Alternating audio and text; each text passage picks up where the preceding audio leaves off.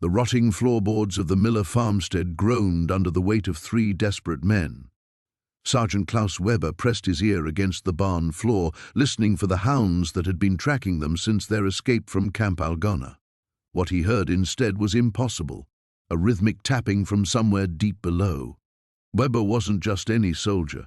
Before the war, he'd been Munich's youngest detective inspector, a man who could read crime scenes like others read newspapers. When his flashlight beam revealed the hidden trapdoor beneath the hay bales, every instinct screamed danger. The bunker stretched down into absolute darkness, its walls lined with photographs, hundreds of them, American families, missing persons reports, and in the center, surgical tables still stained with something dark. Weber's hands trembled as he realized this wasn't a bomb shelter or weapons cache, this was a killing room. His fellow escapees froze behind him, their faces white with terror. They'd stumbled onto something that made the battlefield seem like paradise. But whose hunting ground was this, and were they already being watched?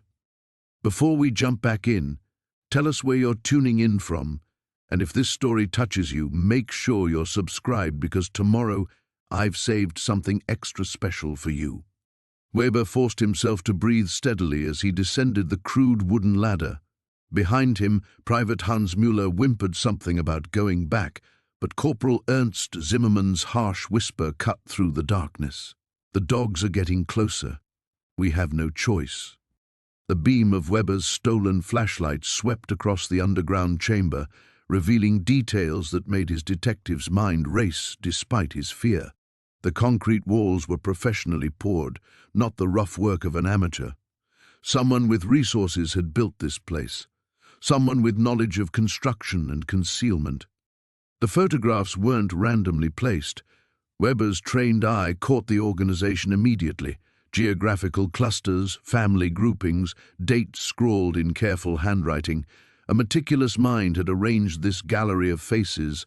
His light lingered on a missing person flyer dated just 3 months ago. Sarah Mitchell, age 16, last seen walking home from church. Mein Gott, Müller breathed, pressing himself against the ladder. Klaus, we need to leave, now. But Weber was already moving deeper into the bunker, drawn by the same investigative instinct that had made him invaluable to the Munich police. The surgical tables dominated the center of the space, 3 of them, arranged with clinical precision. Leather restraints hung from their sides, darkened with age and use. Nearby, a cabinet stood open, revealing an array of medical instruments that gleamed despite the dust. The tapping sound came again, more distinct now. Weber froze, his flashlight beam wavering. The sound wasn't coming from above, it was coming from behind a heavy metal door at the far end of the bunker. "Someone's alive down here," he whispered, the words barely audible. Zimmermann grabbed his arm. "Then we leave them. This isn't our war, Klaus." Weber shook him off. 3 years of fighting had hardened him, but his core remained unchanged. He was still the man who'd spent countless nights hunting killers through Munich's streets. The photographs on these walls represented someone's children, someone's family. If there was a chance, the metal door swung open with a rusty shriek. What emerged wasn't human, not anymore. The figure shambled into their light, its movements wrong in ways that defied description. What had once been a person was now something else entirely. Pale skin stretched too tight over bones that seemed to bend at impossible angles. Its eyes reflected the flashlight beam like an animal's, and when it opened its mouth, the sound that emerged was the same rhythmic tapping they'd heard from above. Müller screamed and bolted for the ladder, but Zimmermann stood transfixed, his face slack with horror. Weber's detective mind struggled to process what he was seeing, cataloguing details even as every human instinct screamed at him to run. Surgical scars crisscrossed the thing's body in precise patterns. Fresh wounds wept fluid that wasn't quite blood, and there was something else. An intelligence in those reflected eyes, a consciousness trapped inside whatever this creature had become.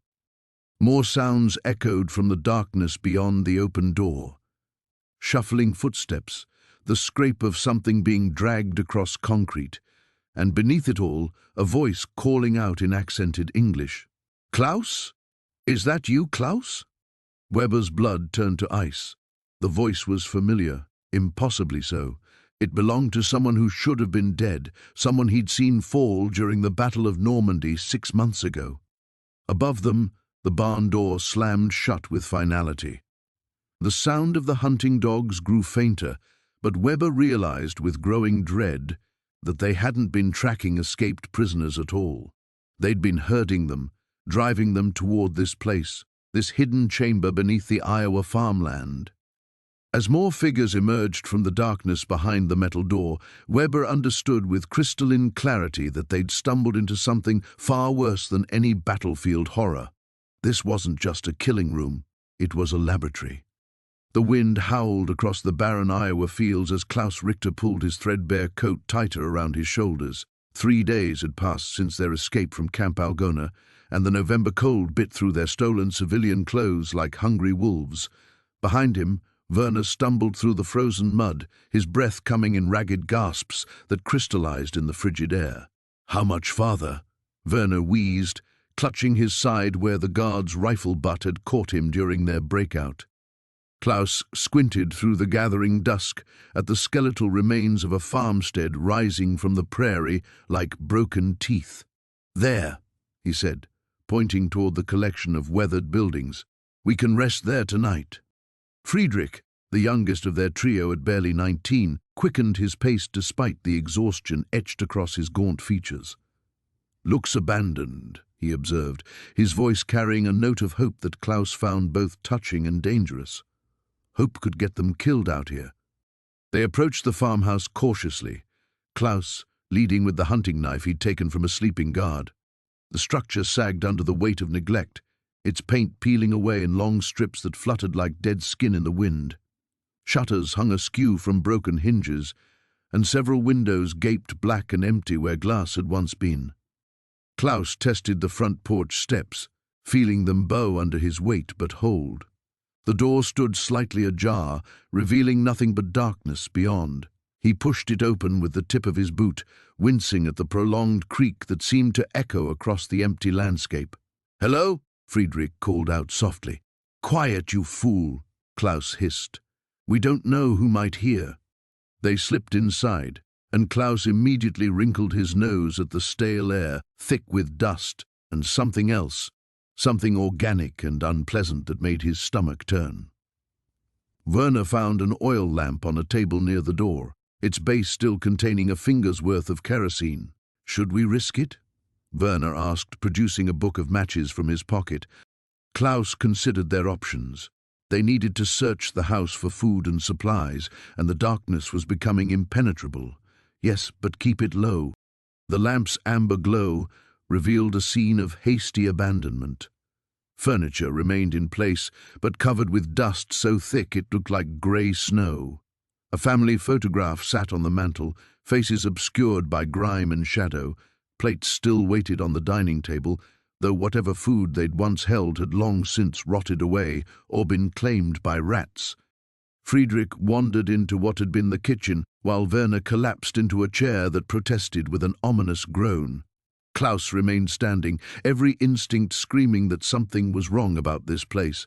The abandonment felt too complete, too sudden. "Klaus!" Friedrich's voice drifted from the kitchen, tight with excitement. "Come see this." Klaus found the young soldier standing before an open pantry door, but instead of shelves lined with preserves and dry goods, rough wooden steps descended into darkness below the house. "Root cellar," Werner observed, having followed Klaus despite his exhaustion. "Maybe," Klaus replied, but doubt gnawed at him. The construction looked too sophisticated, the steps too well built for a simple food storage area. "Take the lamp." They descended single file, the temperature dropping with each step until their breath misted in the lamplight. The passage stretched further than any root cellar Klaus had ever seen, the walls changing from rough stone to smooth concrete that seemed oddly familiar. "Mein Gott," Werner whispered when they reached the bottom. The lamp's glow revealed a corridor that belonged beneath a military installation, not an Iowa farm. Steel doors lined both sides, each marked with numbers and symbols that made Klaus's blood run cold. He recognized some of them: medical classifications, prisoner designations, experimental protocols. "This is German," Friedrich breathed, running his fingers over stenciled letters on the nearest door. "But how is that possible? We're in the middle of America." Klaus's mind raced through possibilities, each more disturbing than the last. "The reports we heard," he said slowly, "about special operations. Scientists and equipment moved to secure locations before the Allies could capture them." Werner's face had gone pale in the lamplight. "You think this is one of those locations? Here?" Before Klaus could answer, a sound echoed from deeper in the bunker, a rhythmic, mechanical humming, like machinery still running after all these years. The three men froze, listening to the impossible sound of something alive and operational in this buried facility. Friedrich's hand shook as he held the lamp higher, its light barely penetrating the corridor's depths. "Should we go back?" Klaus stared into the darkness, knowing that whatever lay ahead would change everything. But they were escaped prisoners in enemy territory, hunted and desperate. If this place offered answers or weapons, they had no choice but to continue. "No," he said finally. "We go forward. We need to know what this is." The wooden steps groaned under Klaus's weight as he descended into the darkness below. The beam from Otto's flashlight carved a narrow path through the black void, revealing glimpses of concrete walls and metal pipes running along the ceiling like metallic veins. The air grew colder with each step, carrying an antiseptic smell that reminded Klaus of the medical tent where he'd recovered from shrapnel wounds 2 years ago. "This is no root cellar," Otto whispered, his voice echoing strangely in the confined space. Behind them, Werner's labored breathing filled the silence between their footsteps. At the bottom of the stairs, they found themselves in a narrow corridor that stretched beyond their light's reach. The walls were smooth concrete, too professional for a simple farmhouse basement. Electrical conduits snaked overhead, disappearing into the darkness ahead. Klaus ran his fingers along the wall's surface, feeling the precision of the construction. "Americans built this," he said quietly. "But for what purpose?" Otto moved the flashlight beam along the corridor, revealing several doors set into the walls at regular intervals. Each door bore a small window at eye level, too dark to see through. The first door they approached stood slightly ajar, and Klaus pushed it open with careful pressure. The beam revealed a small room lined with filing cabinets. Papers scattered across a metal desk caught their attention, and Otto directed the light while Klaus examined the documents. Even in the dim illumination, Klaus could make out official letterheads and typewritten reports in English. "Can you read any of it?" Otto asked. Klaus had picked up some English during his capture and brief time in various camps. He squinted at the papers, making out fragments, something about subjects, medical reports. He lifted one document closer to the light. Blood samples, tissue analysis. Werner appeared in the doorway, pale and sweating despite the cold. "We should leave this place. Nothing good happens in rooms with medical files hidden underground." But Klaus was already moving to the next door. This one opened into a larger room filled with equipment that made his stomach clench. Metal tables with restraining straps, glass cabinets filled with surgical instruments that gleamed in the flashlight's beam. Jars lined one wall, their contents obscured by murky preservative fluid. "Mein Gott," Otto breathed. Klaus approached one of the jars, and Otto reluctantly followed with the light. Inside the glass container, something that might have once been tissue floated in the yellowed liquid. But the texture was wrong, almost crystalline in places, with veins of black running through it like infected lightning. "This is not human," Klaus said, though he wasn't certain of anything anymore. A sound echoed from deeper in the corridor, a soft scraping like fingernails on concrete. All three men froze, Otto's hand tightening on the flashlight until his knuckles showed white. "Rats," Werner suggested hopefully. They left the laboratory and continued down the corridor. The next door revealed sleeping quarters with narrow beds arranged in precise rows. Military blankets lay folded at the foot of each bed, and personal belongings sat on small tables as if their owners had simply stepped away. But dust covered everything. and Klaus noticed that some of the bed frames bore scorch marks. The scraping sound came again, closer now.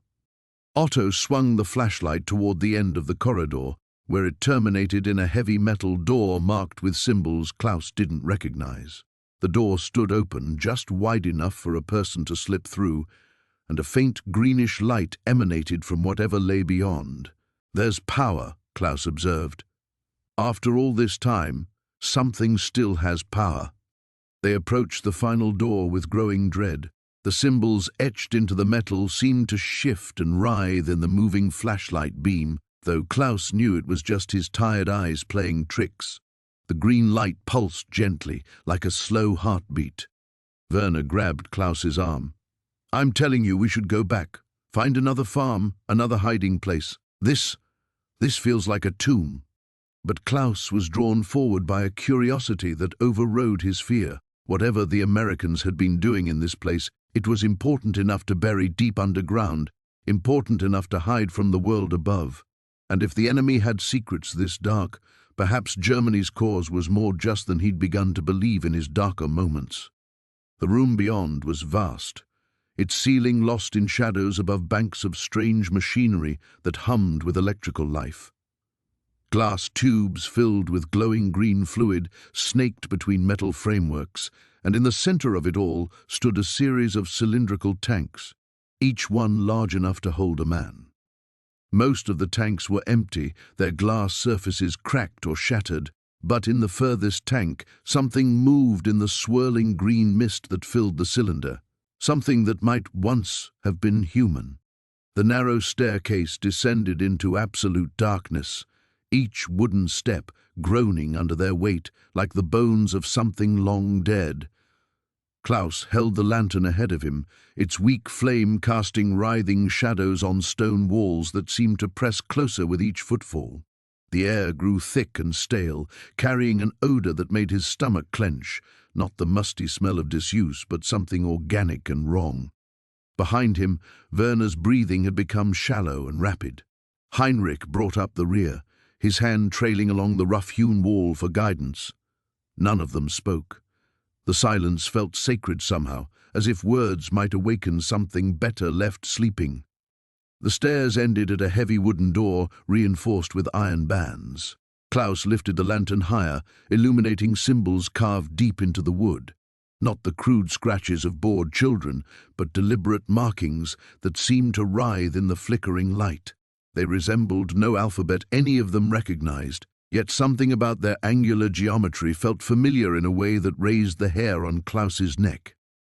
Heinrich reached past him to test the handle. The door swung inward without resistance, releasing a gust of air so cold it made their breath visible in white puffs. The lantern flame guttered and nearly died before Klaus cupped his free hand around it protectively. The chamber beyond defied their expectations. Instead of a simple root cellar or storage room, they found themselves in a space that stretched far beyond the farmhouse's foundation. The walls were lined with smooth grey stone fitted together with mathematical precision. Symbols matching those on the door were carved at regular intervals, each one seeming to pulse with its own inner shadow. "Mein Gott," Werner whispered, his voice echoing strangely in the vast space. "How far does it go?" Klaus moved the lantern in a slow arc, trying to gauge the chamber's dimensions. The light revealed rows of wooden shelving along the walls, but instead of preserved food or farming supplies, the shelves held glass containers of varying sizes. In the amber light, the contents appeared dark and shapeless, floating in some kind of preservative fluid. Heinrich approached one of the nearer shelves, squinting at the containers. "Klaus, bring the light here." As the lantern's glow fell across the jars, Heinrich stumbled backward with a strangled cry. Inside the largest vessel, suspended in yellowed liquid, was a human hand, but one unlike any they had ever seen. The fingers were elongated far beyond normal proportions, ending in what appeared to be bone spurs or rudimentary claws.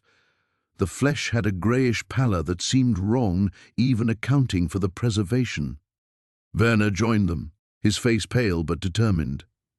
"There are labels," he said, pointing to small cards attached to each jar. The writing was in English, but the words were clinical, scientific, subject 7B, day 23, accelerated growth. Another read specimen 12A, cognitive enhancement trial. Klaus felt his throat constrict as the implications began to dawn on him. These weren't war trophies or medical specimens from some battlefield. The dates on the labels went back years, some predating the war entirely. They moved deeper into the chamber, their footsteps echoing in the unnatural silence. More shelves revealed increasingly disturbing contents, sections of spine that showed impossible curvature, organs that seemed to have extra chambers or appendages, and brain tissue that appeared to have crystalline growths threading through the grey matter. At the chamber's far end, they discovered something that made them all freeze in horror. A series of metal tables stood in a rough circle, each one equipped with leather restraints and surgical instruments. Dark stains covered the surfaces, and channels cut into the metal led to drainage holes that disappeared into the stone floor.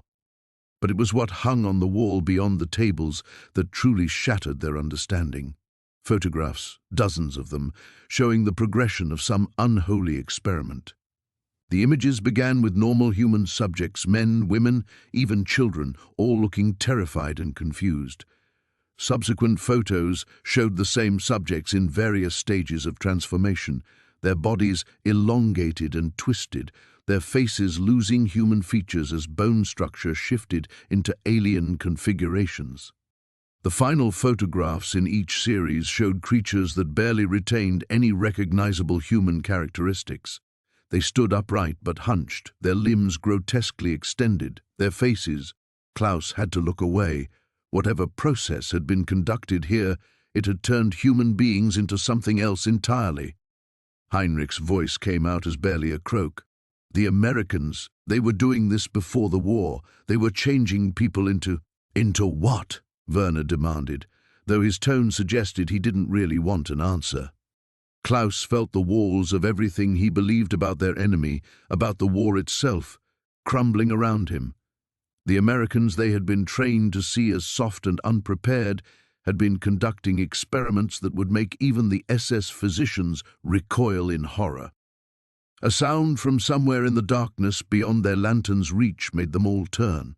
It was soft, wet, and unmistakably organic, like something breathing through ruined lungs. They were not alone in the chamber.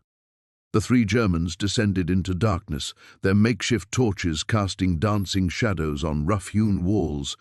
The air grew colder with each step, carrying an acrid smell that made Klaus's stomach turn. Behind them, the cellar door remained open, a rectangle of pale light that seemed impossibly distant already. "Mein Gott," whispered Otto, his voice echoing strangely in the confined space. "How deep does this go?" Werner led the way, his torch held high, revealing timber supports that looked far too sophisticated for a simple root cellar.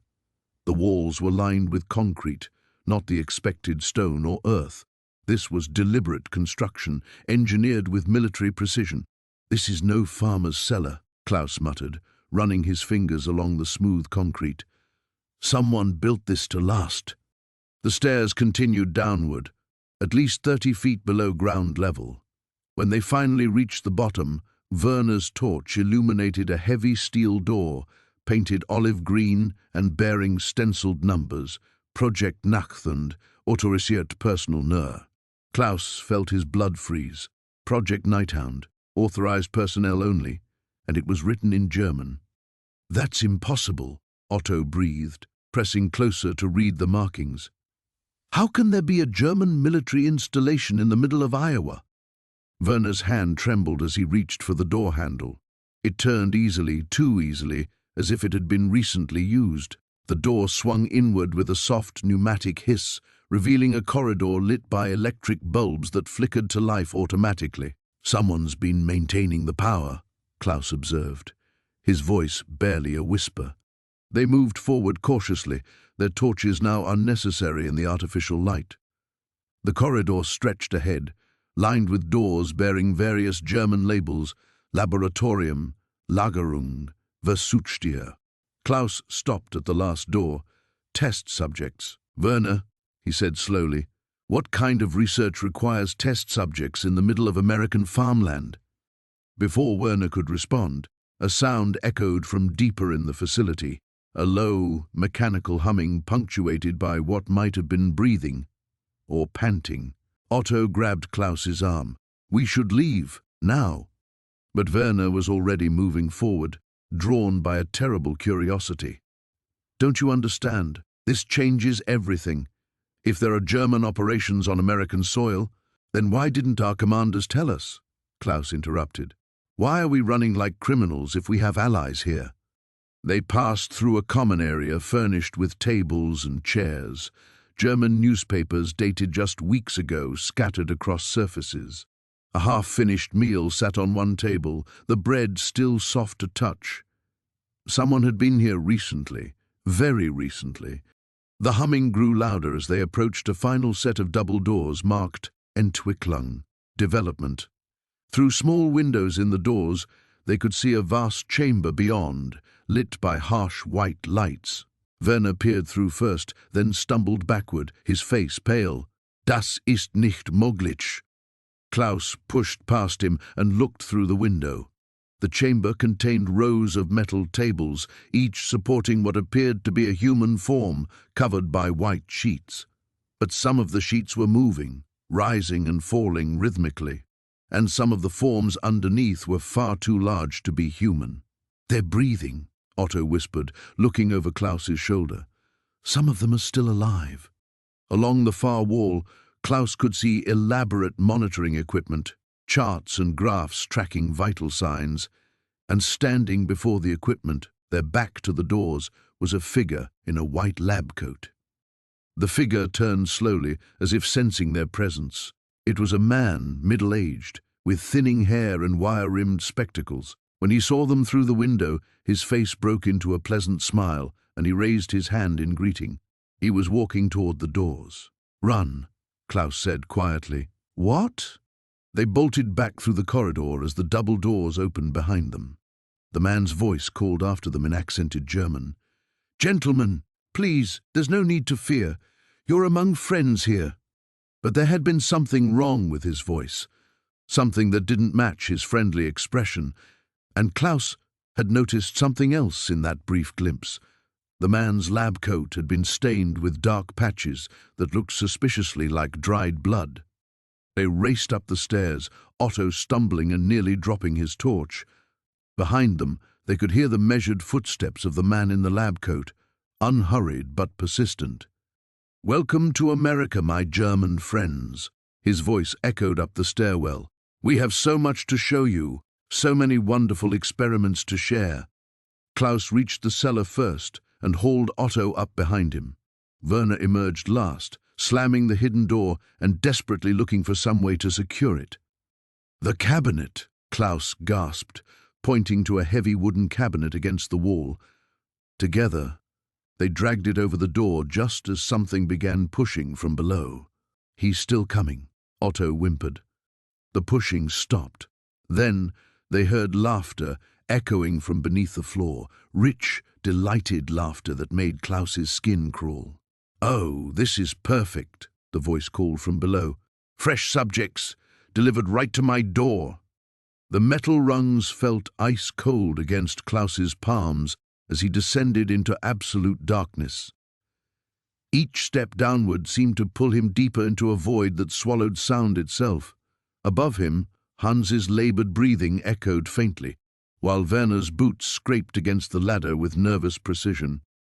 The air grew thicker with each rung, carrying an odd metallic taste that reminded Klaus of the aftermath of artillery strikes.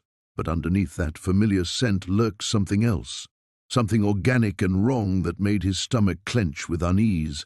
"How deep does this go?" Werner's whisper drifted down from somewhere above. Klaus counted the rungs under his breath. 23, 24, 25. His boots finally touched solid ground, and he stepped back to allow the others room to descend.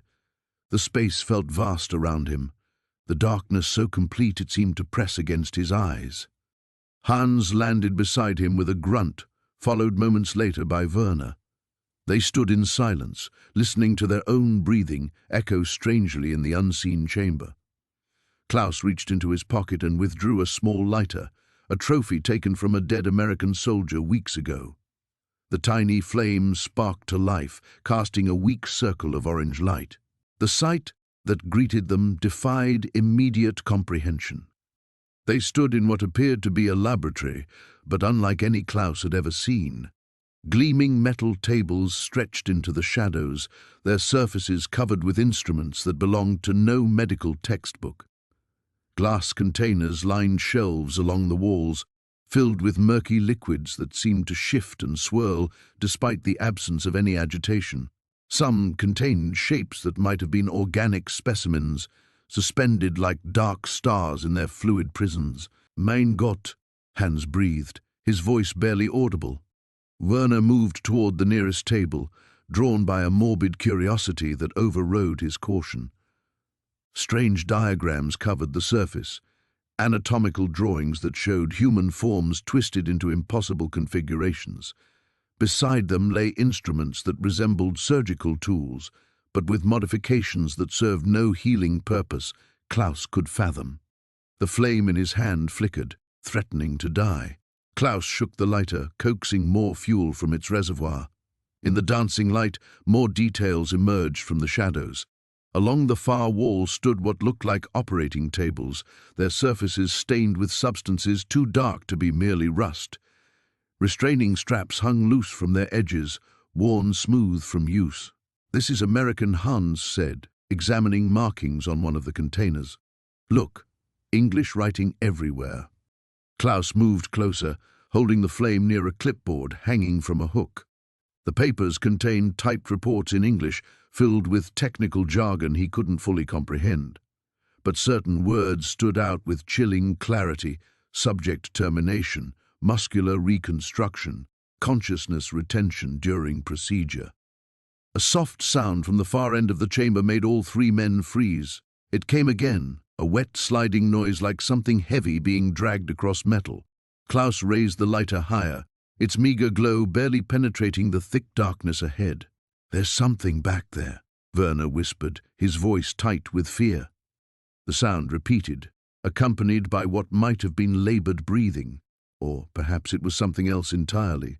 The rhythmic expansion and contraction of tissue never meant to function outside a living body. Klaus forced himself to move forward, his companions reluctantly following. The lighter's flame revealed more tables, more instruments, more containers filled with specimens that seemed to watch their approach with lidless eyes.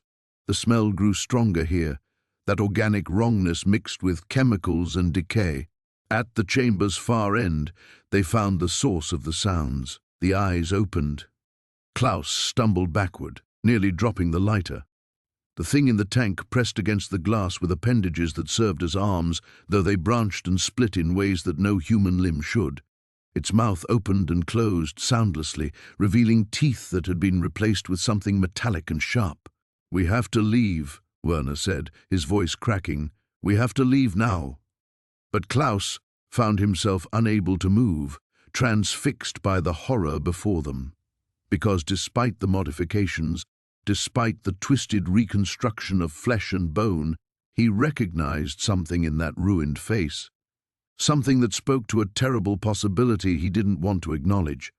The American farmstead above them suddenly seemed less like a refuge and more like a trap, and whatever war they thought they understood had just revealed itself to be something far more sinister than any battle they'd ever fought. The temperature dropped noticeably as they descended, their breath forming small clouds in the stale air. Klaus counted 37 steps before they reached the bottom, emerging into a concrete chamber that stretched far beyond what the weak flashlight beam could illuminate. The walls were lined with thick steel doors, each bearing a small observation window at eye level. "Mein Gott," Werner whispered, his voice echoing in the vast space. "What is this place?" Hans moved toward the nearest door, peering through the reinforced glass. The window was clouded with age and condensation, but he could make out the outline of what appeared to be a small cell. "Prison," he said simply. "But why here? Why beneath a farmhouse?"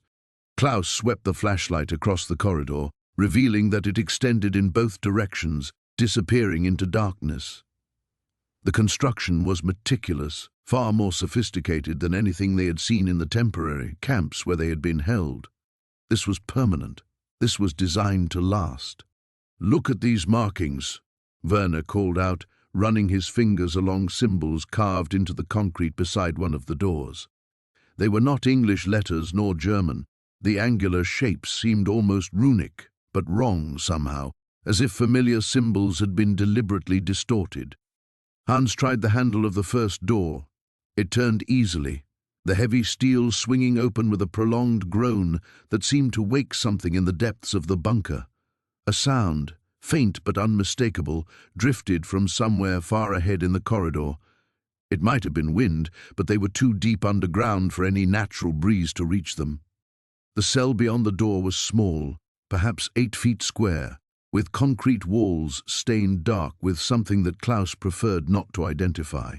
A simple cot sat against one wall, its mattress long since rotted away, leaving only rusted springs. But what drew their attention was the wall opposite the door, covered entirely in scratched markings. Not the desperate tallies of a prisoner counting days, but words. Hundreds of words carved deep into the concrete with fingernails, with fragments of metal, with anything sharp enough to leave a mark. Klaus stepped closer, angling the flashlight to better illuminate the frantic scrawling. Most of it was in English, but he could make out German words scattered throughout and what looked like Russian, French, even Japanese characters mixed in with the rest. "Can you read any of it?" Werner asked, crowding behind him. Klaus squinted at the chaotic text, picking out fragments. "The sleepers below must not wake. They promised us freedom but gave us chains. The children in the deep rooms." "This one," Hans said, pointing to a section carved deeper than the rest, as if whoever had written it had returned to it again and again. "It says, 'We volunteered. God help us, we volunteered.'" The sound came again from deeper in the corridor, and this time there was no mistaking it for wind. It was rhythmic, almost like breathing, but far too deep and slow for any human lung. Klaus felt the flashlight trembling in his grip and forced his hands steady. "We should explore more," he said, though every instinct screamed at him to climb back up those 37 steps and never return. But they needed answers. They needed to understand what they had stumbled into. They moved to the next cell, then the next. Each was similar, small, stark, and covered wall to wall with desperate scribblings in multiple languages. But as they progressed deeper into the bunker, the cells began to change. The doors became thicker, the observation windows smaller. The walls were reinforced with additional steel plating, and the scratched words took on an increasingly frantic tone. In the 5th cell, they found the first skeleton. It sat in the corner, still wearing the rotted remains of what looked like a military uniform, though not of any nation Klaus recognized. The fabric was a strange grey-green color, and the cut was unfamiliar. More disturbing was the skull, which showed clear signs of modification. Holes had been drilled through the bone in precise patterns, and thin wires still protruded from some of them, leading to a corroded metal device that might once have been some kind of apparatus. "Experimental," Hans said quietly. "They were experimenting on people." Werner backed away from the skeleton, his face pale. "Who? The Americans? But this looks older than the war. Much older." Klaus knelt beside the remains, careful not to disturb them. The metal device was definitely not of recent manufacture. The craftsmanship was old, but the design was unlike anything he had seen. It seemed almost deliberately archaic, as if modern technology had been forced into ancient patterns. The breathing sound was getting closer now, accompanied by what might have been footsteps, though they were too heavy and too widely spaced for human feet. Klaus stood slowly, clicking off the flashlight. In the absolute darkness that followed, they heard something that chilled them more than any enemy artillery, the sound of a door opening somewhere ahead in the corridor. The temperature dropped noticeably as they descended deeper into the earth. Klaus counted 37 wooden steps before their boots touched solid ground. The flashlight beam revealed a corridor stretching into darkness, its walls lined with the same reinforced concrete they'd seen above. But here, someone had carved symbols into the surfaces, not the crude scratches of bored soldiers, but precise, geometric patterns that seemed to shift in the wavering light.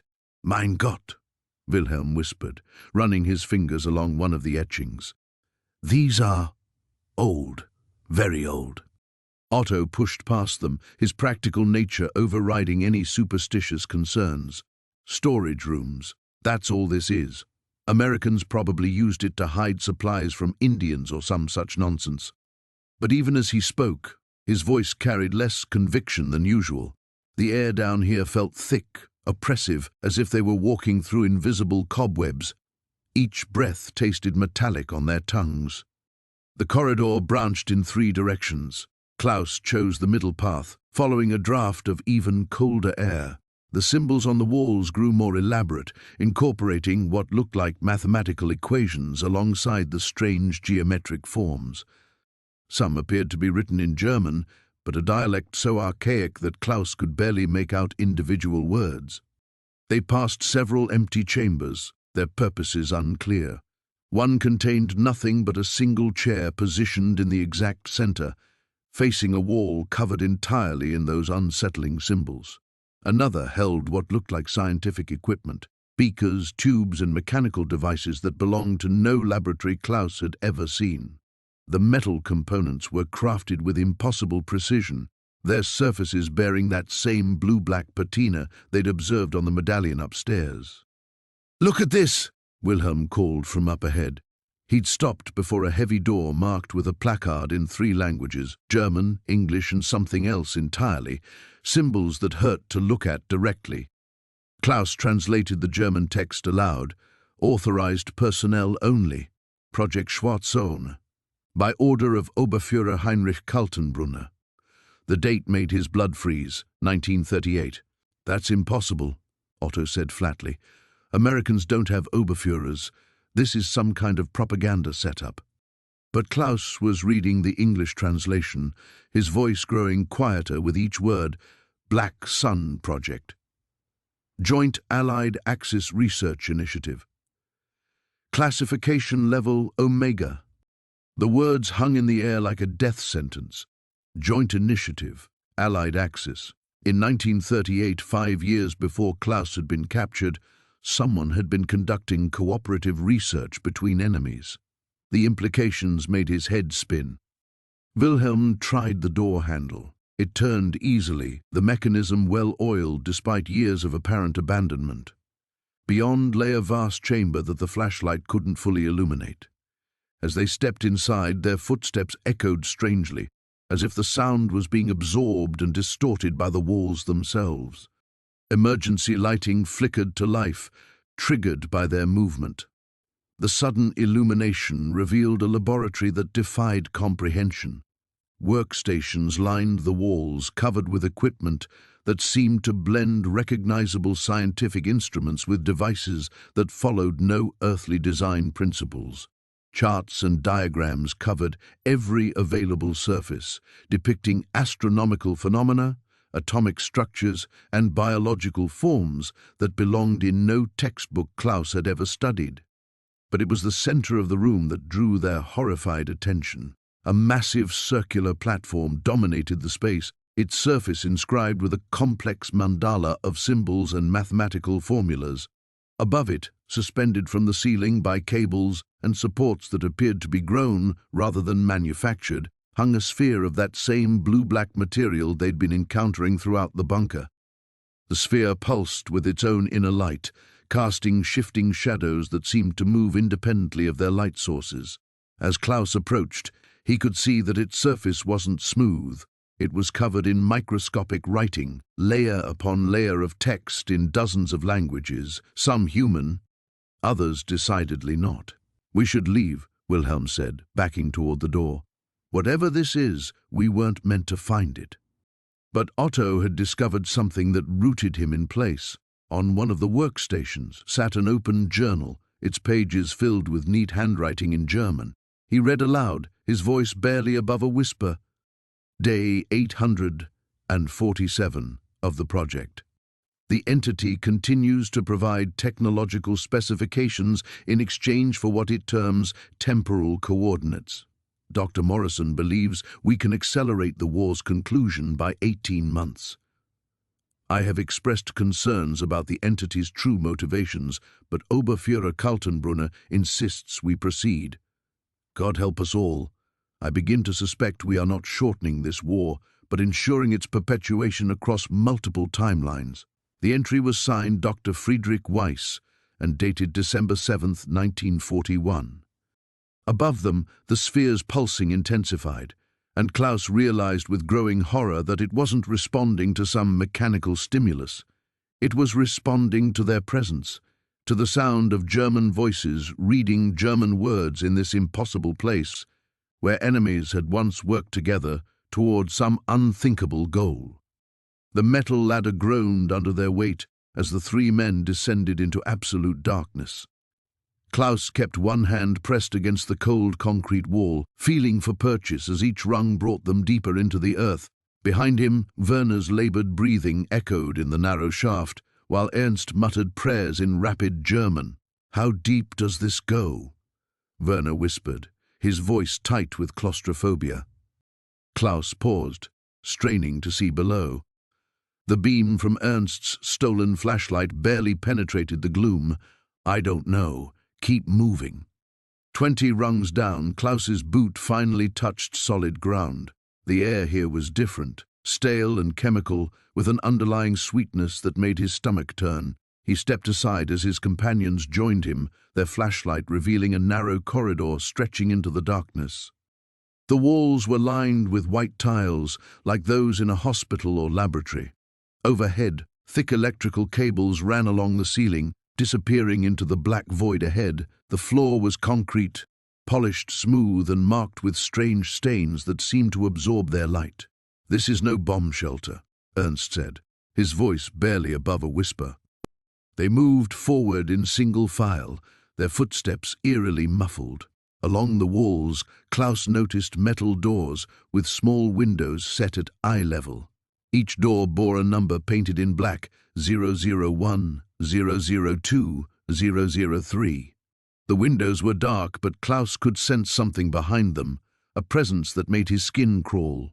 Werner stopped abruptly. "Listen." They froze, straining their ears.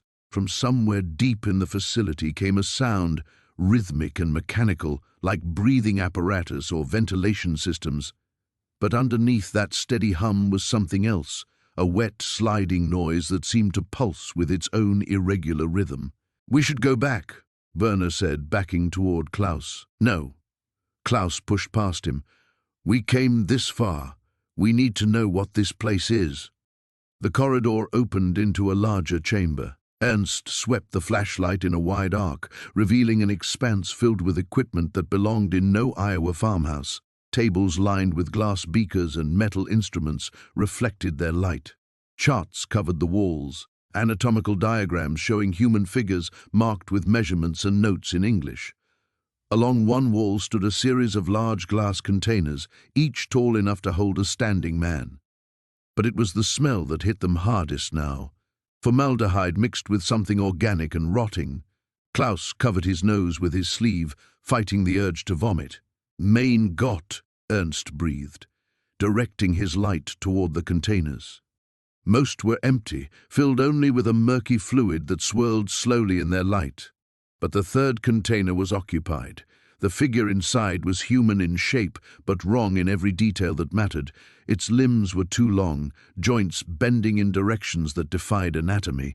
Where its face should have been, a mass of tissue pulsed rhythmically, connected to tubes that disappeared into the container's base. Werner stumbled backward, knocking into a table. Glass instruments crashed to the floor, the sound echoing through the chamber like gunshots. "What is this place?" he gasped. Klaus forced himself to examine the charts more closely. The diagrams showed progressive alterations to human subjects: muscle enhancement, skeletal modification, neural augmentation. The notes were in English, but the Gothic script made certain words clear: subject resilience, pain threshold, consciousness retention. "They're experimenting on people," Klaus said, his voice hollow. "The Americans, they're doing what they accused us of doing." Ernst had moved to a desk covered with manila folders. He opened one with trembling hands. "Klaus, look at this!" The folder contained photographs, black and white images of subjects in various stages of transformation. But these weren't American soldiers or prisoners. The faces were familiar in their bone structure, their features. "These were Germans. These are our people," Ernst whispered. "Our prisoners." Klaus snatched the folder, scanning the documentation. Names, ranks, capture dates, all German soldiers reported missing or killed in action, but here they were, catalogued and numbered like laboratory specimens. A new sound reached them from the depths of the facility. Footsteps, deliberate and approaching. Someone was coming. "Hide," Klaus hissed. But there was nowhere to go in the open chamber. The footsteps grew closer, accompanied by the squeak of wheels. A figure emerged from the darkness beyond their light, a man in a white coat pushing a wheeled gurney. He was tall and gaunt, with wire-rimmed glasses that reflected their flashlight beam. When he saw them, he didn't seem surprised. "German, I presume?" he said in accented English, his voice clinical and calm. "How convenient. We were just running low on suitable subjects." Klaus reached for his weapon, but the man raised his hand, revealing a strange device that hummed with electrical energy. "I wouldn't recommend resistance," the man continued. "The sedative is quite effective, and struggling only makes the initial procedures more uncomfortable." Behind him, more figures emerged from the darkness, orderlies in stained white uniforms, their faces hidden behind surgical masks. But their eyes were wrong, too bright and too knowing, as if they had seen things that no human should witness. "Welcome to Project Lazarus," the man in the coat said, stepping closer. "You're going to help us win this war." The metallic taste of fear coated Klaus's mouth as he pressed himself against the cold bunker wall. The thing that had once been human shuffled past their hiding spot, its breathing a wet, labored sound that seemed to echo from every direction at once. Hans gripped his makeshift weapon, a rusted piece of rebar, so tightly his knuckles had gone white in the dim emergency lighting. They had been trapped in the underground facility for what felt like hours, though Klaus had lost all sense of time in this maze of concrete corridors and steel doors. What they had initially thought was a simple weapons cache had revealed itself to be something far more sinister, a research facility that stretched deep beneath the Iowa farmstead, filled with laboratories and holding cells that spoke of experiments no rational mind should conceive. The documents they had found painted a picture that chilled Klaus more than the winter wind above.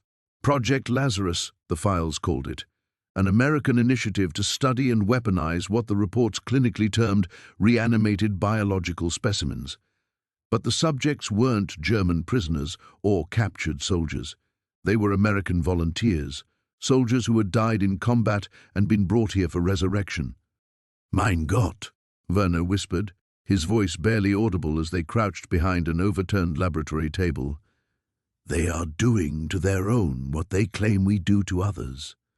Klaus studied the photographs scattered across the floor, before and after shots of the test subjects. The before images showed young American faces, some bearing the wounds that had killed them. The aftershots revealed something that made his stomach lurch. Eyes clouded white, skin mottled with decay, but somehow animate, somehow aware.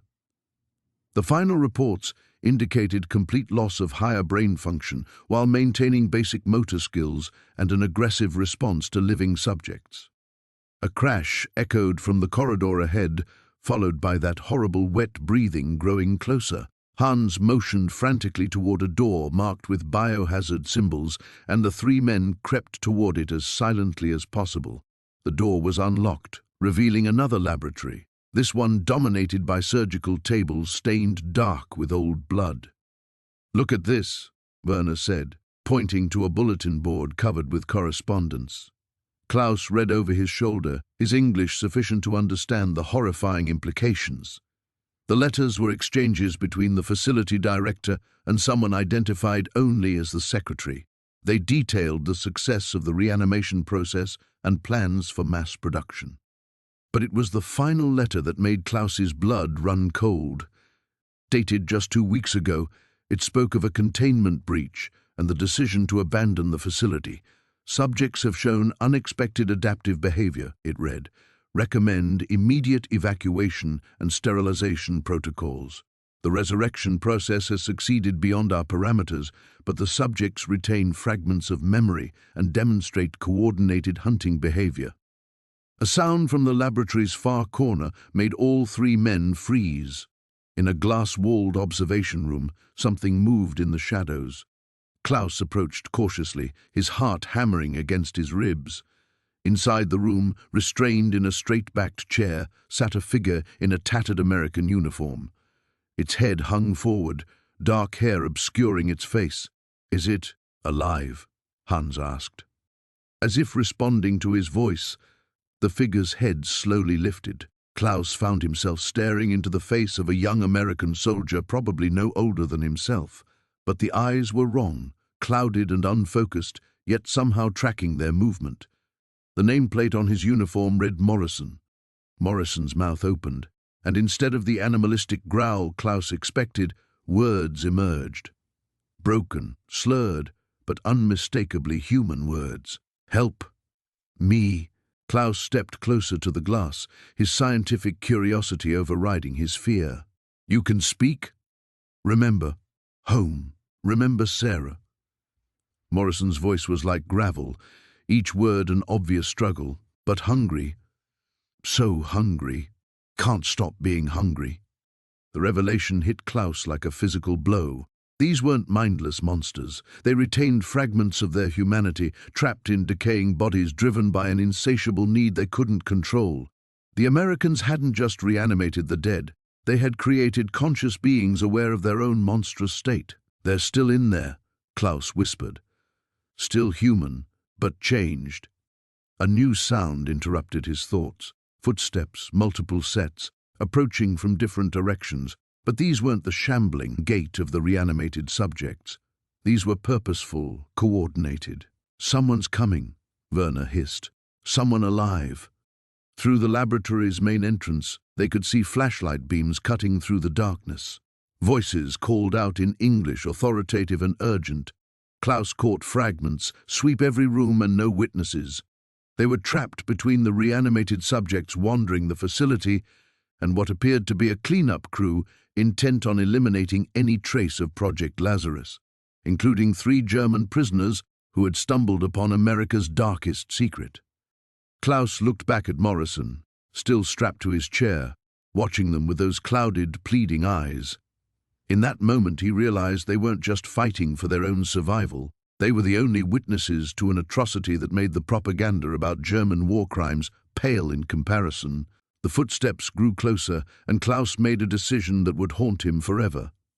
The metallic taste of fear coated Klaus's mouth as he stared at the grotesque fusion of flesh and machinery before them. What had once been human now writhed in a tangle of tubes and wires, its skin a sickly translucent membrane through which dark fluids pulsed like corrupted blood. The thing that might have been a face turned toward them with empty sockets that wept black ichor. "Mein Gott," Werner whispered, his rifle trembling in his hands. "What have they done?" Friedrich pressed himself against the concrete wall, his breathing rapid and shallow. The bunker's ventilation system hummed overhead, circulating air that reeked of antiseptic and decay. Banks of monitoring equipment lined the walls, their screens displaying vital signs that fluctuated in impossible patterns, heart rates that spiked beyond human limits, brain activity that pulsed in geometric waves. Klaus forced himself to step closer to the nearest containment unit. Inside, suspended in amber-colored fluid, floated what appeared to be a child. But as his eyes adjusted to the dim light, he saw the modifications. Metallic implants dotted the small skull like a crown of thorns. The arms had been replaced entirely with jointed mechanical appendages that moved with their own terrible purpose, scratching symbols into the glass walls of the tank. "The files," Friedrich managed, his voice barely audible. "We need to find the files." Klaus nodded, though every instinct screamed at him to flee. They had come too far to turn back now. Whatever this facility represented, it was connected to the war effort, connected to the enemy they thought they knew. He moved toward a bank of filing cabinets, their metal surfaces gleaming under the fluorescent lights. The first drawer he opened revealed photographs that made his stomach lurch. Images of surgical procedures being performed on conscious subjects, their eyes wide with terror and agony, technical diagrams showing the integration of mechanical components with living tissue, progress reports detailing the enhancement of human capabilities through what the documents clinically termed biomechanical augmentation. "Klaus!" Werner called softly from across the room. "You need to see this." Klaus joined his companion at another observation window. This tank was larger, designed to hold an adult subject. The figure inside was female, her body a horrific patchwork of flesh and chrome, but it was her face that stopped Klaus cold. Despite the surgical modifications, despite the tubes running through her nasal cavity and the metal plates grafted to her skull, he recognized her. "Anna Richter," he breathed. She was a nurse at the field hospital in Normandy. She went missing after the Allied advance. "Look at the identification plate," Werner said, pointing to a small placard mounted beside the tank. Klaus read the typed label. Subject 47C. Combat Medic Enhancement Protocol. Status, operational. Deployment authorization pending. The implications crashed over him like ice water. This wasn't some Allied experiment. The documentation, the language, the clinical precision. This bore all the hallmarks of German engineering, but that was impossible. They were the prisoners here, the ones who had escaped into enemy territory. A soft chime echoed through the bunker, followed by the mechanical whir of machinery coming to life. The tanks began to drain, their amber fluid gurgling through hidden pipes. Inside each container, the subjects began to stir. "We need to leave," Friedrich said urgently. "Now." But Klaus found himself transfixed as Anna Richter's eyes snapped open, fixing directly on him through the glass. There was intelligence there, recognition, but also something else, something that might have been accusation. Her mechanical arms flexed, and hairline cracks appeared in the tank's surface. "The exit's blocked," Werner reported from the bunker entrance. A heavy steel door had descended, sealing them inside. Red warning lights bathed the room in hellish illumination. Klaus grabbed more files, stuffing them into his jacket as the first tank shattered. Anna Richter stepped out in a cascade of glass and fluid, her movements unnaturally fluid despite the mechanical components grafting to her spine.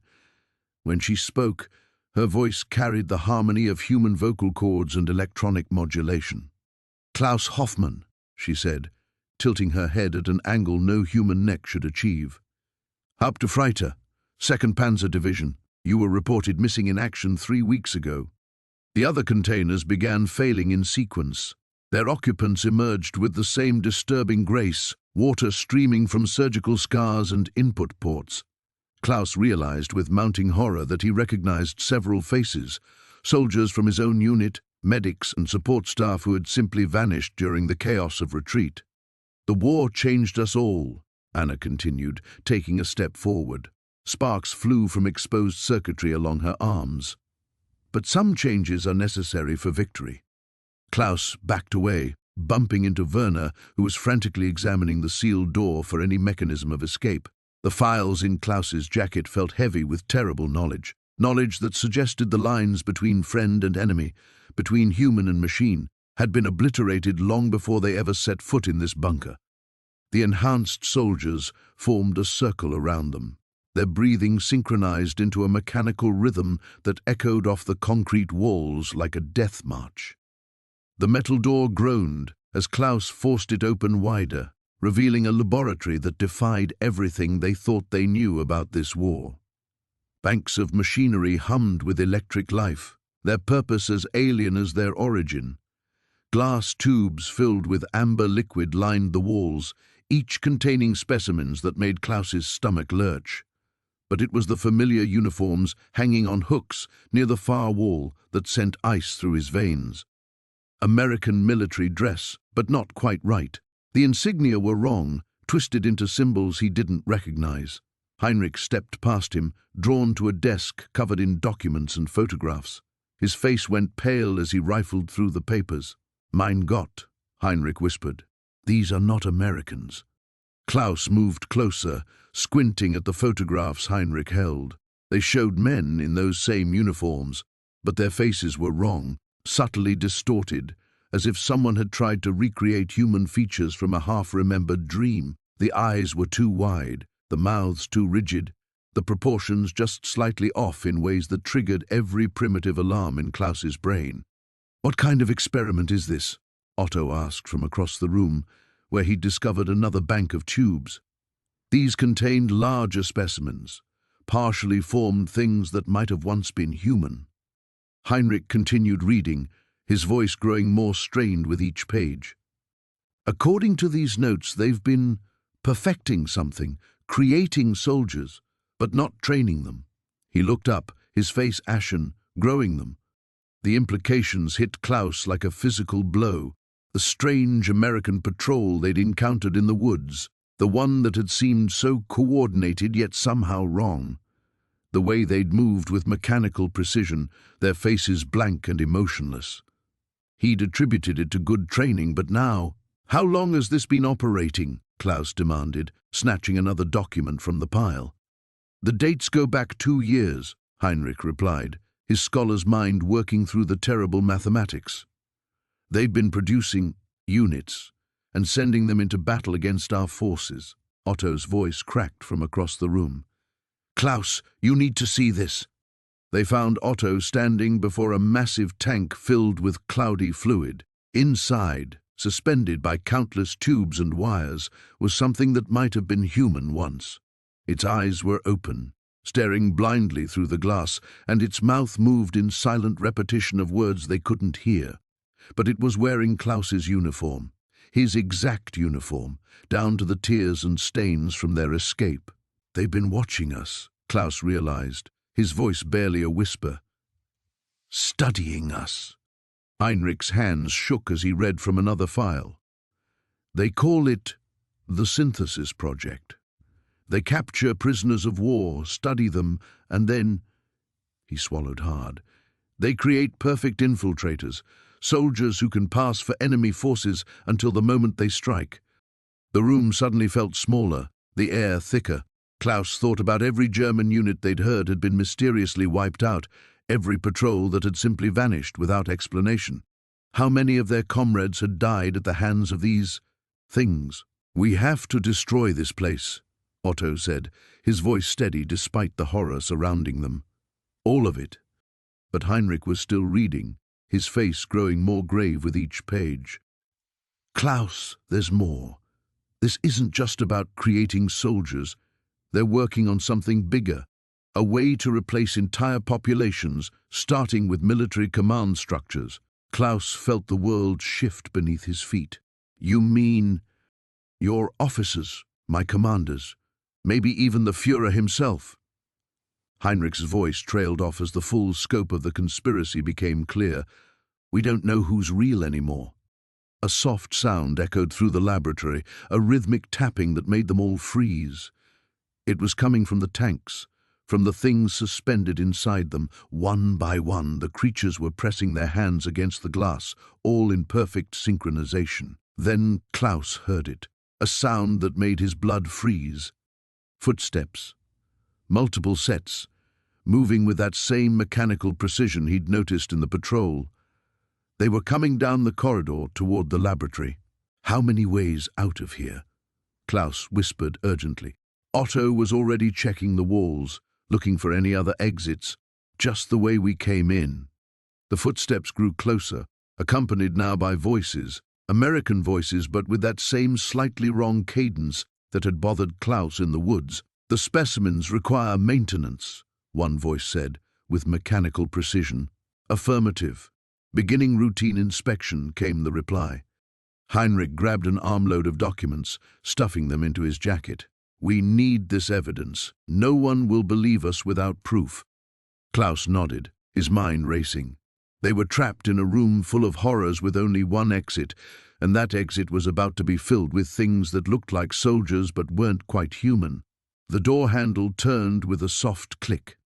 The temperature in the bunker had dropped noticeably since they'd descended deeper into its bowels. Klaus pulled his thin prison jacket tighter around his shoulders as they moved through what appeared to be a laboratory section, their flashlight beams revealing workbenches covered in equipment he couldn't identify. The air tasted metallic, charged with an energy that made his teeth ache. "Mein Gott," whispered Heinrich, stopping before a wall of glass containers. Each one held a specimen suspended in murky fluid, organs, tissue samples, and things that defied immediate classification.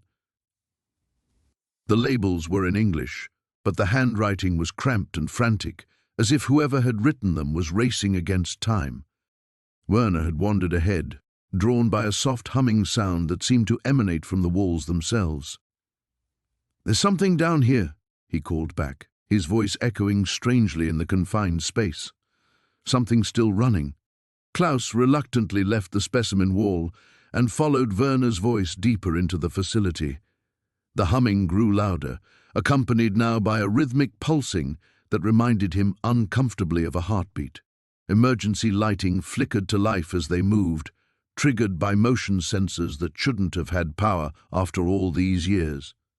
The corridor opened into a vast chamber that dwarfed anything they'd seen so far. Banks of machinery lined the walls, their surfaces covered in dials, switches, and monitors displaying scrolling data in languages Klaus didn't recognize. But it was the center of the room that stopped them cold. A massive cylinder rose from floor to ceiling, easily 12 feet in diameter and filled with the same viscous fluid they'd seen in the smaller containers. But this one wasn't empty.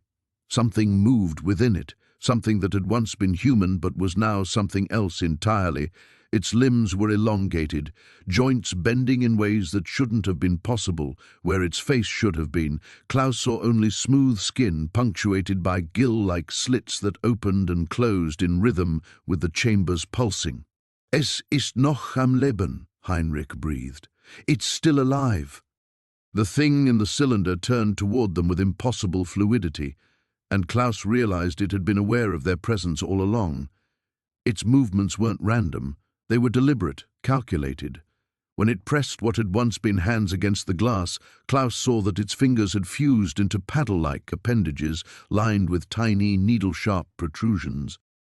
Werner had found a control panel near the base of the cylinder. "Look at these readings," he said, his voice tight with disbelief. "This thing has been alive down here for decades. The power source." He traced cables that disappeared into the floor. "It's geothermal. They built this place to run indefinitely." Klaus forced himself to approach the cylinder, fighting every instinct that screamed at him to flee. Up close, he could see more details that his mind struggled to process. The thing's torso was covered in what looked like scales, but as he watched, they shifted and changed color like a chameleon's skin. Most disturbing of all were its eyes, or what he assumed were its eyes. Clusters of black, multifaceted orbs dotted its skull like a spider's, each one tracking the prisoner's movements independently. A metal placard near the base of the cylinder bore text in both German and English. Klaus read it aloud, his voice barely above a whisper. "Project Tiamat, Phase 3, Subject 17. Amphibious, reconnaissance organism. Viable for extended underwater operations." "Reconnaissance," Heinrich repeated. "They were trying to create spies that could infiltrate through water." "Not spies," Werner corrected, pointing to additional text lower on the placard. "Saboteurs. Look. Capable of remaining submerged for extended periods. Enhanced strength and sensory capabilities. Acidic secretions suitable for dissolving metal components." The implications hit Klaus like a physical blow. The Americans hadn't just been experimenting with biological weapons. They'd been creating living tools of war, creatures designed to slip undetected into enemy harbors and destroy ships from below. The moral lectures about Nazi atrocities, the righteous indignation of their captors, all of it rang hollow now. A new sound joined the humming and pulsing, a soft hissing that seemed to come from the cylinder itself. The fluid inside had begun to churn more violently, and the creature's movements had become agitated. Its gill slits flared wider, expelling streams of bubbles that rose to the surface with increasing frequency. "It's trying to communicate," Klaus realized with growing horror. The pattern of bubbles wasn't random. It was deliberate, organized. The thing was attempting to speak to them. Heinrich backed away from the cylinder. "We need to leave, now." But Werner had discovered something else, a bank of monitors that had flickered to life when the creature became agitated. Each screen showed a different location: underwater installations, coastal facilities, submarine pens, and in several of them, Klaus could see movement in the darkness, shadows that moved with the same fluid grace as the thing in the cylinder. "Dear God," Klaus whispered. "There are more of them." The acrid smell of burning flesh filled the concrete chamber as Klaus pressed the flamethrower's trigger once more. The creature that had once been Weber writhed against the far wall, its elongated limbs flailing as fire consumed the grotesque transformation. The screaming, both human and something else entirely, echoed off the bunker walls until it finally ceased. Klaus stumbled backward, his hands trembling as he released the weapon's grip. The sudden silence felt more oppressive than the creature's dying wails. Heinrich stood frozen near the laboratory tables, his face pale as moonlight, while Franz remained motionless by the entrance, his rifle still trained on the smoldering remains. "Mein Gott," Heinrich whispered, his voice barely audible. "What did we do to Weber?" Franz lowered his weapon slowly. "We didn't do anything. This damned place did it to him." He gestured at the rows of specimen jars, the medical equipment, the files scattered across the tables. "Look around you. This isn't some Allied laboratory. These documents, they're all in German." Klaus forced himself to examine the papers more closely, though his hands shook as he lifted each page. Technical diagrams showed human anatomy being altered, enhanced, twisted into something unrecognizable. The letterhead bore the unmistakable eagle and swastika of the Reich, but beneath it was a designation he'd never seen before: Ahnenerbe Forschungsgruppe Omega. Ahnenerbe, Klaus read aloud, Himmler's archaeological division. But what would they be doing here, in Iowa? Heinrich picked up a leather-bound journal, its pages filled with meticulous handwriting. His voice cracked as he read, "Subject demonstrates remarkable adaptability to the serum. Bone density increased by 40%. Muscle mass tripled. However, psychological deterioration continues at an alarming rate. The subject no longer responds to its former name and shows increased aggression toward former comrades." The weight of understanding settled over them like a burial shroud. Klaus sank onto a metal stool, his legs suddenly unable to support him. "We're not fighting Americans here. We're fighting our own people. Germans who've been changed." Franz moved deeper into the laboratory, his boots crunching on broken glass. "Look at this." He held up a photograph showing dozens of men in Wehrmacht uniforms standing in formation. They appeared normal, human, but Klaus could see something wrong in their eyes, a vacant, predatory gleam that reminded him of Weber's final transformation. "There are dates on the back," Franz continued. "This photo was taken 3 months ago. 3 months, and they've created an entire unit of these things." Heinrich found a map pinned to the wall, marked with red pins across the American Midwest. Each pin was numbered, with corresponding files that detailed similar facilities. The scope of the operation was staggering. Dozens of bunkers, hundreds of subjects, all hidden beneath the pastoral facade of American farmland. They've been planning an invasion, Klaus realized, not with ships or planes, but with these creatures. Send them ahead of the regular forces, let them terrorize the population from within. The sound of footsteps echoed from the corridor above. All 3 men froze, listening to the rhythmic march of boots on concrete. Not the shambling gait of the transformed, but the precise military cadence they all recognized. "Survivors," Franz whispered. "Scientists, maybe. Or guards." Klaus grabbed several files from the table, stuffing them into his jacket. "We need to get out of here. If there are more people running this facility, they'll know what happened to Weber. They'll come looking." But as they moved toward the corridor, Heinrich stopped at another table covered with personal effects. Watches, rings, identification tags, all German, all bearing names Klaus recognized from their own battalion. Men who had been reported as missing in action over the past months. "They've been taking our own soldiers," Heinrich said, his voice hollow with horror. "POWs like us, maybe volunteers who thought they were serving the fatherland. How many of our friends have ended up in places like this?" The footsteps above grew closer. Franz extinguished the laboratory's lights, plunging them into darkness, broken only by the dying flames of Weber's remains. They could hear voices now, speaking German, but with that same cold mechanical quality Weber had developed. Klaus felt his way along the wall until he found another corridor leading deeper into the bunker. "This way. There has to be another exit." They moved in single file through the narrow passage, feeling their way in absolute darkness. Behind them, the voices grew more agitated as the modified soldiers discovered the laboratory. Klaus could hear them examining Weber's remains, their discussion clinical and emotionless. The corridor opened into another chamber, this one containing what appeared to be sleeping quarters, dozens of beds arranged in military precision, each with restraints attached to the metal frames. The implications were clear. This was where the subjects were kept during their transformation.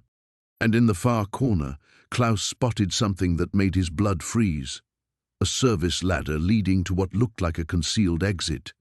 But standing guard beside it was another figure in Wehrmacht uniform, its back turned to them, swaying slightly as if listening to some distant music only it could hear. The silence stretched between them like a taut wire, broken only by the distant rumble of approaching vehicles. Klaus could see the conflict playing across Heinrich's weathered face, duty warring with the terrible knowledge they now possessed. The American boy remained motionless on the examination table, his chest rising and falling with mechanical precision, unaware that his fate hung in the balance of a conversation between three exhausted soldiers. "They're almost here," Weber whispered from his position near the bunker entrance. "I can see headlights through the trees." Heinrich's hand trembled as he reached toward the control panel. The red switches seemed to pulse with malevolent energy in the fluorescent light. Klaus stepped forward, placing his own hand over Heinrich's weathered fingers. "Think about what you're doing," Klaus said quietly. "These aren't soldiers, they're children, just like your grandson back in Munich." Heinrich's eyes flashed with pain. "My grandson is probably dead, buried under Allied bombs, while these American children sleep safely in their beds. And that makes this right?" Klaus gestured toward the rows of tanks containing more young bodies. "Look at them, Heinrich. Really look. They're not the enemy. They're victims, just like we are." Weber's voice carried a note of panic. "They're surrounding the farmhouse. Military vehicles, at least 6 of them." Heinrich pulled his hand free and began flipping switches.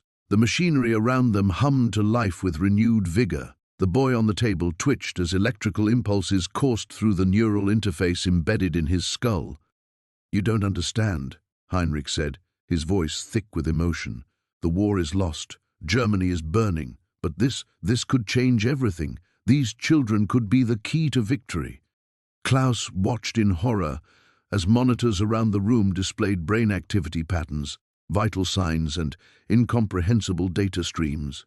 The boy's eyes opened, not the natural awakening of sleep, but the artificial animation of a puppet having its strings pulled. "Stand up!" Heinrich commanded, speaking English for the first time since Klaus had known him. The boy's movements were fluid, yet somehow wrong, like a marionette operated by a skilled puppeteer. He sat up, swung his legs over the edge of the table, and stood at attention. His eyes were vacant, focused on something beyond the physical world. Weber backed away from the entrance, his face pale. "They're in the house. I can hear boots on the floorboards above us." Heinrich continued working the controls, and more tanks began to drain. Children of various ages emerged like sleepwalkers from their glass prisons. their movements coordinated and purposeful. Klaus felt his stomach lurch as he recognized one of them, a girl no older than 12 with blonde pigtails, her innocent face marred by the same vacant expression. "Stop this madness," Klaus pleaded. "You're no better than the monsters who created this place." "I'm a soldier," Heinrich replied coldly. "I follow orders and I complete missions.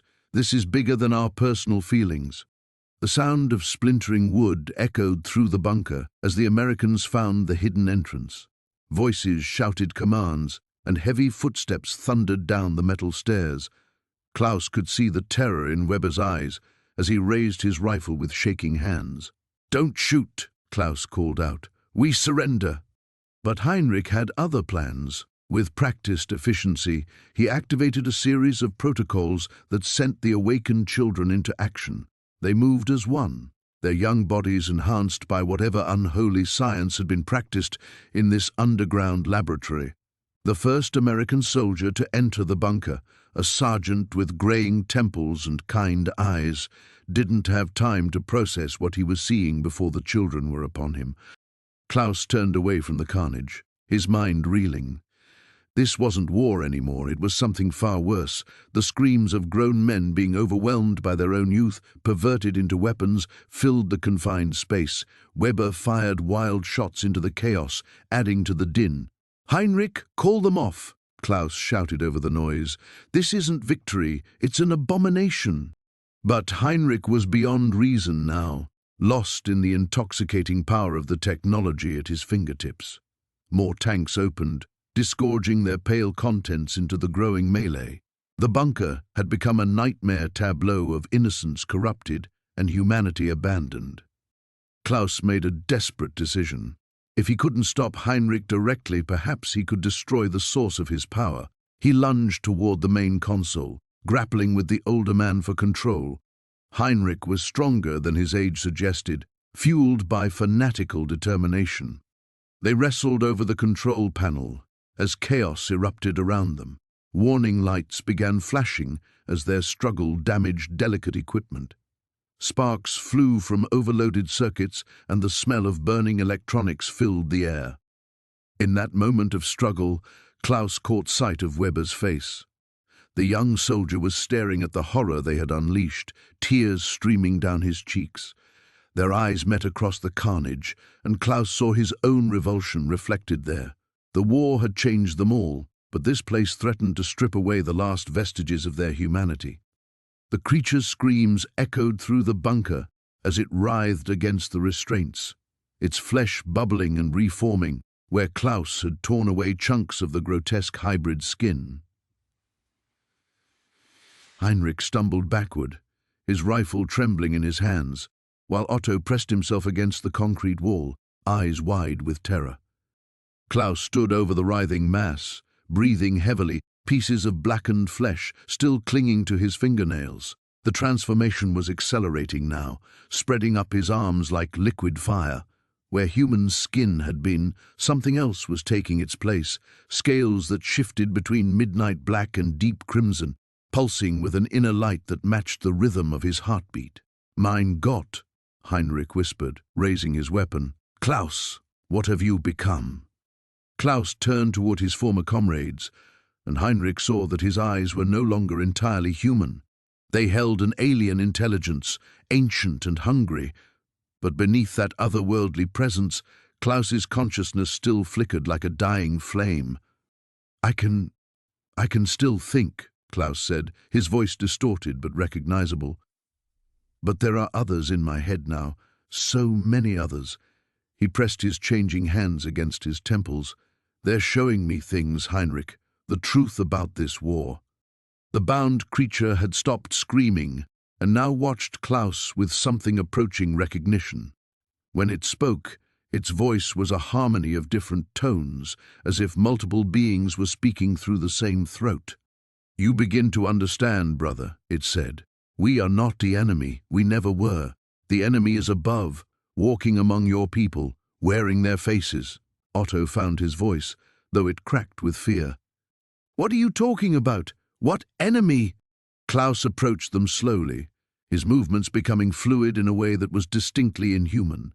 The research here wasn't about creating weapons for Germany, he said. It was about fighting something else, something that's been infiltrating both sides of this war. Heinrich kept his rifle trained on Klaus but didn't fire. That's impossible. We've been fighting Americans, not whatever this is. Have we? Klaus asked. Think about it, Heinrich. The orders that made no strategic sense. The missions where our own command seemed to know exactly where we'd be. The camps where prisoners disappeared not because they were killed, but because they were taken somewhere else entirely. The creature in the restraints nodded its misshapen head. The parasites, it said. They take hosts slowly, carefully. A general here, a politician there. They've been preparing for something much larger than this human conflict. Klaus moved to a bank of monitors that Otto hadn't noticed before, their screens dark and cracked. With movements that were becoming increasingly alien, he began manipulating controls with fingers that were no longer quite fingers. The screens flickered to life, displaying maps of the world dotted with pulsing red indicators. Dr. Morrison's real research, Klaus explained, as images flashed across the displays. He wasn't just trying to create hybrid soldiers. He was trying to create something that could fight the parasites on their own terms, beings that couldn't be taken as hosts. The maps showed infection patterns, spreading across continents, moving through population centers like a slow plague. Europe, America, Asia, all marked with the same spreading contamination. Heinrich lowered his rifle slightly. If this is true, then why attack us? Why not tell us? Because the parasites are already among you, the restrained creature said. How could Morrison know who to trust? The only safe course was to create guardians who were beyond their reach. Klaus turned back to them, and Heinrich saw that his face was changing too, the bone structure shifting subtly. I can feel them now, Klaus said. The parasites. There's one in the farmhouse above us. Otto straightened against the wall. That's impossible. There's no one up there. There is now, Klaus replied. It followed our trail. It's been waiting. As if summoned by his words, they heard footsteps overhead, slow, deliberate movement across the farmhouse floor. But these weren't the random sounds of settling wood or small animals. These were purposeful steps, circling the house in a methodical pattern. The creature in the restraints began to struggle again, but now its movement seemed directed toward the restraints themselves, rather than simply random thrashing. Brother, it called to Klaus, free me. We must face it together. Klaus looked at the bound creature, then at his comrades. The alien presence in his eyes was growing stronger, but his voice when he spoke was still recognizably his own. Heinrich, Otto, you need to leave. Now, go back through the tunnel system and get as far from here as possible. We're not leaving you, Heinrich said firmly. You don't understand, Klaus replied. What's coming down here isn't something you can fight with bullets. And once the transformation is complete, I won't be able to distinguish between friend and foe. The footsteps above stopped directly over them, and dust began to drift from the ceiling as something heavy pressed against the hidden entrance. The screaming had stopped. Klaus pressed himself against the cold concrete wall, his breath coming in ragged gasps as silence settled over the bunker like a burial shroud. The emergency lighting flickered intermittently, casting dancing shadows that made every corner seem alive with movement. Somewhere in the darkness beyond, Werner's voice had been cut short mid-syllable, leaving only the mechanical hum of ventilation systems and the distant drip of water. "Fritz?" Klaus whispered, his voice barely audible. "Fritz, are you there?" No response came from his remaining companion. The last Klaus had seen of him, Fritz had been backing toward the laboratory entrance, his stolen rifle raised against something that shouldn't have existed, something that wore an American uniform but moved with inhuman grace, its eyes reflecting light like an animal's. Klaus forced himself to move, each step calculated to avoid the broken glass and metal debris scattered across the floor. The bunker stretched deeper than they had initially realized, a maze of interconnected chambers and corridors that seemed to extend far beyond the boundaries of the farmstead above. Emergency protocols had sealed most of the blast doors when the power fluctuated, trapping them in this section with whatever horrors the Americans had been creating. The walls were lined with observation windows, most now shattered or dark. Behind the intact glass, Klaus caught glimpses of empty containment cells and examination tables still bearing leather restraints. Charts covered in medical terminology hung from clipboards, detailing procedures that made his stomach turn. Blood samples, tissue analysis, behavioral modification studies, all conducted on subjects identified only by numbers. Subject 47 had shown remarkable adaptation to the serum, according to one chart. Enhanced physical capabilities, accelerated healing, increased aggression. Side effects included loss of higher cognitive function and cannibalistic tendencies. Recommend termination and autopsy. But the termination order had been crossed out in red ink, replaced with a note, transfer to field trial program, General Morrison's approval pending. Klaus felt ice settle in his veins. Field trials. They had been testing these things, these former soldiers turned into something monstrous and planning to deploy them. But against whom? And why had the facility been abandoned? A soft sound made him freeze, the whisper of bare feet on concrete. Klaus pressed himself into an alcove, gripping the knife he had salvaged from Werner's body. Through the gloom, a figure emerged from one of the side passages. It had once been human, that much was clear, but the transformation was horrifying to witness.